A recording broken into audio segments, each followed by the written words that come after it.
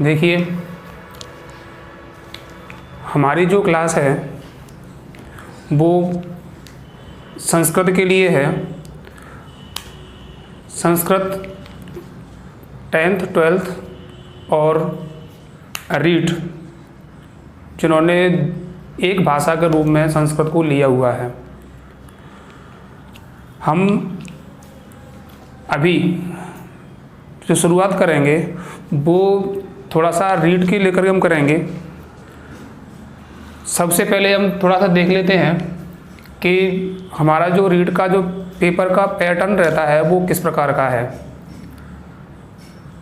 इस पेपर में हम जब देखेंगे तो माने आप 2 हिस्से रहते हैं।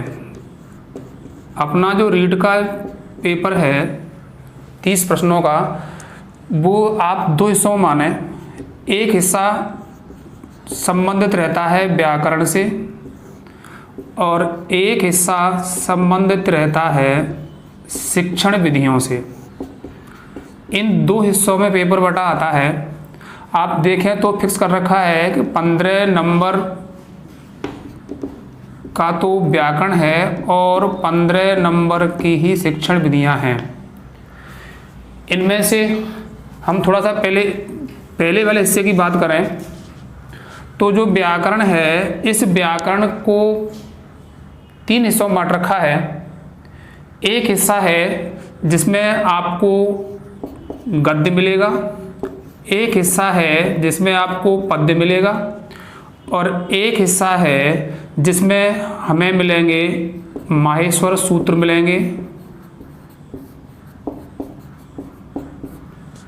एक आपको उच्चारण स्थान मिलेंगे,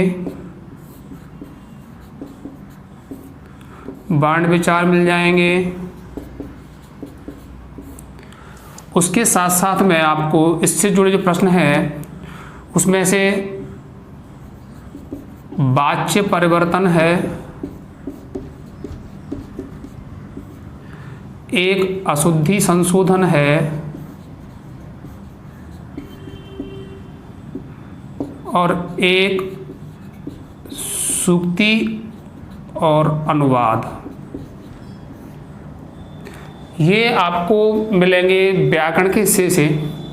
नया जो सिलेबस चेंज किया है उसमें कुछ हिस्से जोड़ दिए गए हैं। तो हमारा जो गद्य और पद्य है, इस गद्य पद्य को नए सिलेबस के हिसाब से राजस्थान की कला और संस्कृति से जोड़ा गया है।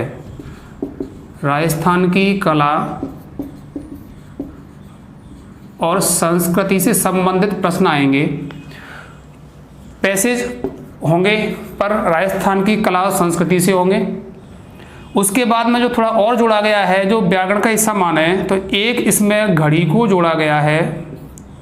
नए सिलेबस में घड़ी को जोड़ दिया गया है, घड़ी के प्रश्न इसमें से आएंगे। और एक इसमें संख्या को भी जोड़ दिया गया है, 1 या 2 प्रश्न संख्या से भी आएंगे। तो ये तो आपके व्याकरण का हिस्सा है जो इन हिस्सों में प्रश्न पूछे जाते हैं। और जो शिक्षण विधियां हैं ये भी 3 भागों में व्यक्त कर रखी हैं। तो प्रत्येक हिस्सा 5-5 नंबर का है, तो कुल मिलाकर के 15 नंबर की शिक्षण विधियां हैं। तो ये जो हमारा पेपर का पैटर्न रहेगा, जो इसमें 30 प्रश्न आएंगे, ये 30 प्रश्न इस प्रकार के होकर के आएंगे। आपको ध्यान देना है कि मूल रूप से पैसेज पर ध्यान देना है। पैसेज पढ़िए और वो पैसेज पढ़िए जो राजस्थान की कला और संस्कृति से जुड़े हुए हैं। उसके बाद जो व्याकरण है, आपकी पूरी व्याकरण है, क्योंकि जो 15 प्रश्न हैं, इन 15 प्रश्नों में से जो गद्य पद्य की पैसेज आती है उसमें केवल व्याकरण से संबंधित प्रश्नों को पूछा जाता है। सारे व्याकरण, चाहे आपकी संधि है, समास है, उपसर्ग है, अव्यय, जो कुछ भी है, वो सारे प्रश्न आपके इन दोनों में से पूछे जाएंगे। तो ये तो आपके पेपर का पैटर्न है। इसके बाद हम आगे बात करते हैं।